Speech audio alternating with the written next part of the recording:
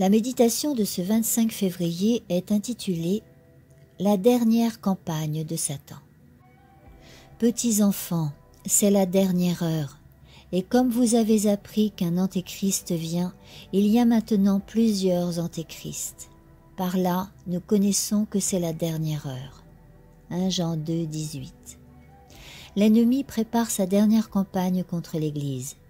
Il sait si bien se dissimuler que beaucoup de chrétiens croient difficilement à son existence. À plus forte raison ne peuvent-ils être convaincus de son activité et de sa puissance étonnante.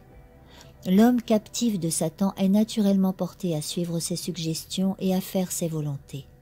Il n'a en lui-même aucune puissance pour résister au mal d'une manière efficace. Ce n'est que lorsque le Christ habite en lui par une foi vivante, influençant ses désirs, le fortifiant de la vertu d'en haut, qu'il peut s'aventurer à faire face à ce redoutable adversaire. Tous les autres moyens de défense sont vains.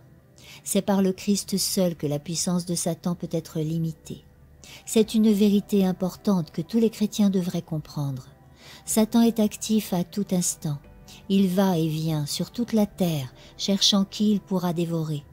Mais la prière ardente de la foi fera échouer ses efforts les plus acharnés. Satan espère entraîner le peuple de Dieu, le reste, dans la ruine générale qui menace la terre.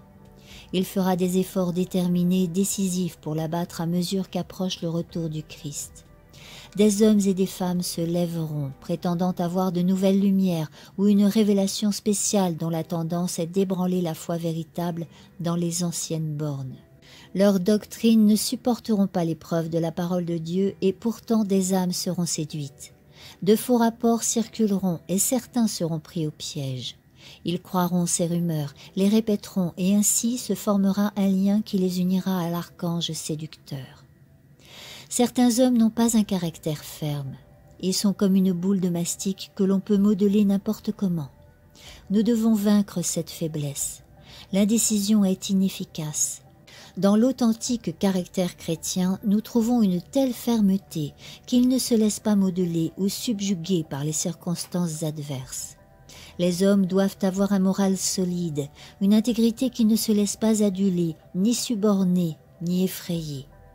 Dieu a placé des limites que Satan ne peut dépasser.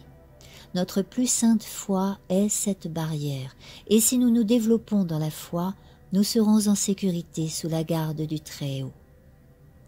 Amen. Si tu as apprécié cette méditation, n'hésite pas à liker le petit pouce qui pointe vers le haut et à partager.